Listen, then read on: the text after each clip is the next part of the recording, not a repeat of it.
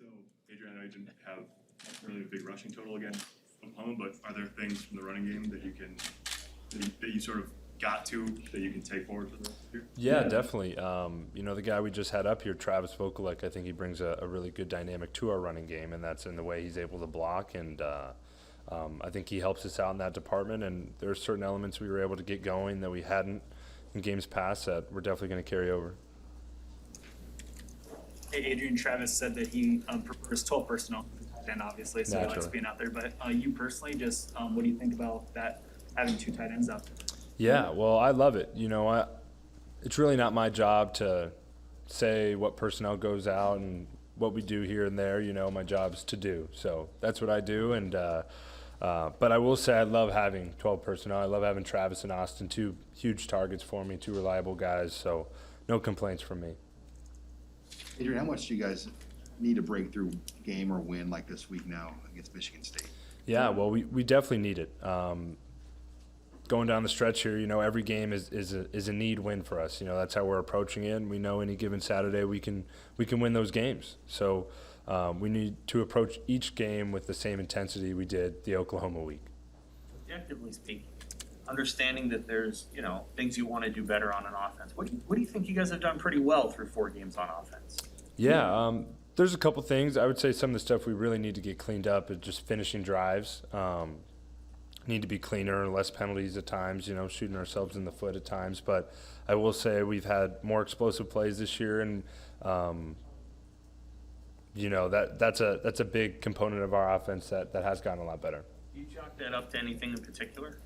Just give credit to those guys on the outside. We have some really talented, skilled guys that can go make plays. Adrian, do you feel the need to say something to Connor? I know he had a rough game, but as a captain, do you have to go up and say, hey, shake it off, you're going to make it down the stretch here? Yeah, well, he knows how much we need him. And, last year he was a all Big Ten kicker, and the guy's a stud. So I haven't lost faith in him, and I know the guys haven't either. He's a man. I know he's going to come back around and be the same guy he has been for us. So, What's it been about Ramir, that's allowed him to kind of work his way back in? I think some people probably thought he was done, and he comes back and starts for his Saturday. yeah, I love Ramir. The guy's really consistent teammate and consistent player. He shows up every day, knows what he's doing, and he plays his tail off, I was really excited for him to finally get that opportunity and go out there and show what he can do. Adrian, what do you remember most from that Colorado game in 19? Coach Tucker obviously was on the sideline for that one, and kept their heads up when there was an opportunity for them to probably go away at some point in that game. Well, I remember losing for sure. That's a tough game to stomach, but really not what I'm thinking about going into this week. Obviously I have knowledge that he was the coach of that team, but I think this is a very different team, and they're wearing different colors, and really not comparable. When the O-line has trouble with penalties, and drive, do you talk to them in the game? I guess how do you, as a quarterback, kind of address what's been going on there? Yeah, well, I remember I definitely addressed it after the game, but those guys know. Those guys know that it's unacceptable and that we all have to get it cleaned up. It's on all of us, not just on them. So me going up and screaming or whatever it would be wouldn't necessarily get the outcome that we want in that situation. So just about communicating and we got to be better. Simple as that. When you went back and watched the film, was there anything you would have done differently on the 1st and 10 after the long play to Betts, where you just sort of aided there on a miscommunication? Yeah, definitely. I mean, ideally we get a real play off the ground there and get some positive yardage so that it's not 2nd and 10, 2nd and long, in kind of a goofy situation there.